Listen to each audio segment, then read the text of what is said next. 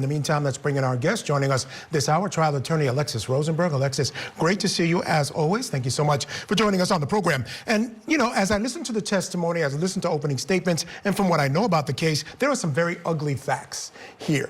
And if I were defending her, that would be one of my biggest issues. Like, how do I deal with the fact that the facts are so ugly in this case, including running over him with a van, happening not to mention it initially when she tells her story, but then the blood is found in the undercarriage. What do you make of it all? That she allegedly did it. Yes, she allegedly did it, correct. There are definitely some gruesome facts here, for sure. And I think that you have to steer the jury away from that as much as possible and go like her attorney did, a very good cross to the facts. Was the evidence maintained and collected correctly? Was it contaminated? Exactly what the evidence, did it say?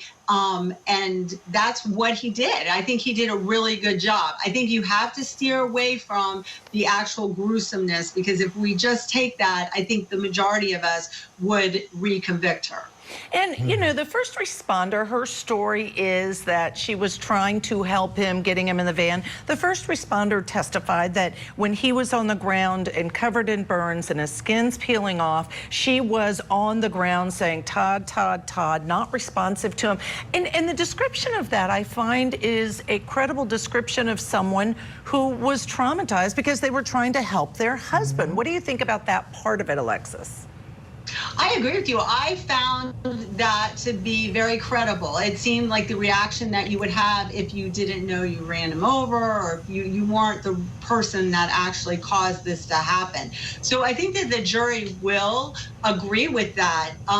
But we still have the fact that this man was, lit on fire. We have skin coming off of his body, and we have that, allegedly that she ran him over. Yeah, and allegedly. I think let's bring in our guest, still with us, trial attorney Alexis Rosenberg. Alexis, if he can show in some way that maybe this fire had a different origin and wasn't started by this defendant, I think that's really, as I said, I think that's the case. Because without it, no felony murder because you have the underlying arson, and then no murder because they would have not found that she started it by maybe dousing him in gasoline. I think there's a very strong argument for that. And the fact that you have this doctor who's trained, he arrives very quickly and he's not smelling gas, supports the fact that he wasn't doused in gasoline, and that it's very well possible that it started from another origin. And now he's testifying that the flames were coming out of the top of the house. That's also a very interesting key factor as well. Yeah. All right, so what do you think of the fact that this happened in 2007? She was convicted in 2010. Then in 2018, that was overturned. So 15 years lapsed. The evidence was put aside, put to rest, so to speak. And then the prosecution has to bring it back out, re-prepare, and try it again. Is that a disadvantage to the state? It's definitely a disadvantage to the state, as well as you're going to have witnesses that are not going to recollect as clearly as they would have of the situation from 15 years ago. Now, in this particular situation, as mentioned earlier, I mean, these facts and allegations are pretty gruesome, so they'll probably be more etched in memory. But you still have, witnesses that aren't going to recollect as clearly. Yeah.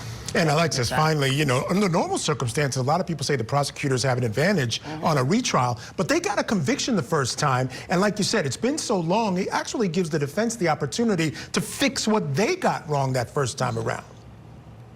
I agree, as well as we have the situation where they kind of got to tread lightly with the fact that there was that blunt force trauma, which was one of the reasons it was overturned, that there wasn't a clear connection with that. So I think that if you don't have all of the factors like you mentioned before, it's going to make it a harder case for the prosecutions to get a conviction again. Yep, I think so too. All right, we are reaching the top of the hour. Thank you so much to Alexis Rosenberg for joining us.